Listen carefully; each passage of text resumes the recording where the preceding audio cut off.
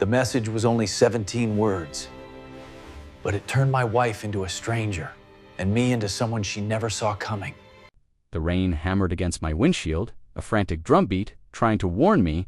Just seconds ago, a black Mercedes cut me off so recklessly, I'd spilled scalding coffee all over my lap. But it wasn't the near miss that stayed with me.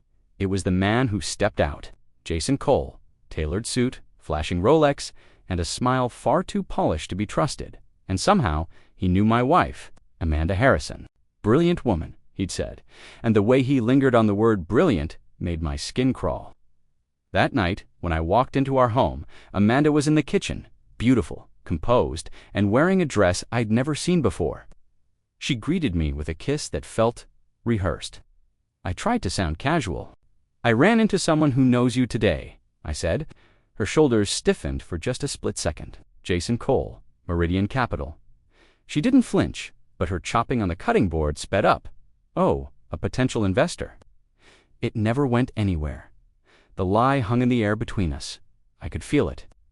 Later that night, she announced another work trip, another conference, another absence. But the truth wasn't in her words.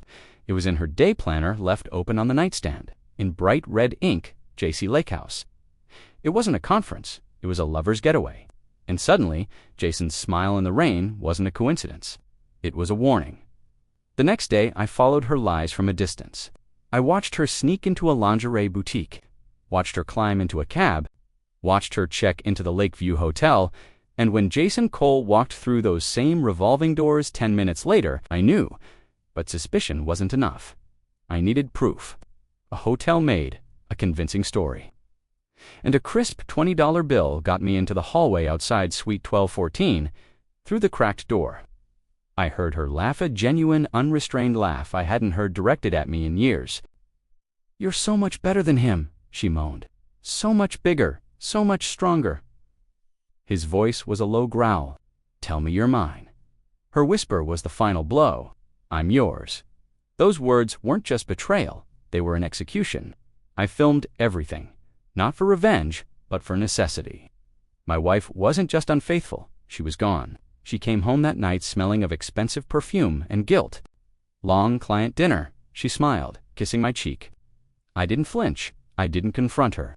I was already 3 steps ahead. While she slept, I installed a tracker on her phone and gained access to her emails, her messages, her entire digital life. What I found was so much worse than infidelity. Jason wasn't just her lover. He was a fraud artist, a gambler with massive underground debts.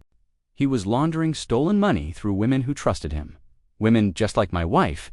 He used her credentials, her logins, her professional reputation to move millions. And Amanda let him, completely blinded by the thrill.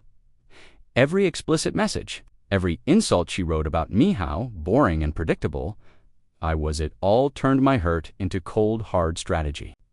I built a case, emails, bank transfers, location data, screenshots. Then I walked it straight to her company's head of security. "I think my wife is being used," I said calmly.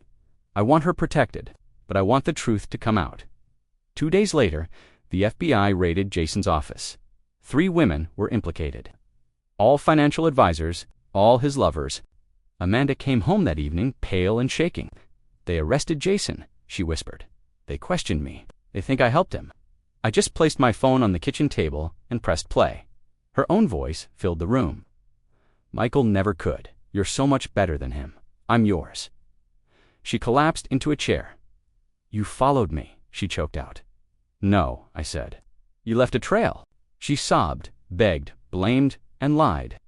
"You're destroying my life," she finally screamed. "You destroyed it first," I said quietly.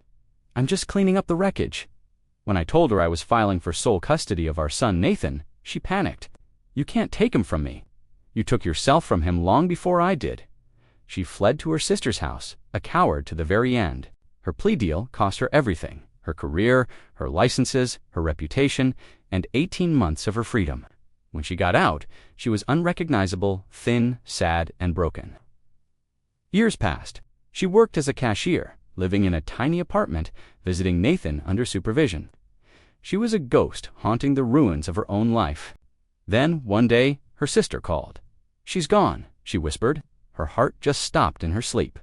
Her final note was short. Tell Nathan I loved him. Tell Michael he deserved better. I'm sorry. At her funeral, as Nathan and I walked away from the grave, he asked me, Dad, was Mom ever happy? I put my arm around his shoulder. She was once, I said, and she wanted to be again. But some mistakes pull you under before you can stand back up. In that moment, I finally understood. She didn't declare war on me that day in the hotel room. She declared war on herself, and she lost. Thanks for watching.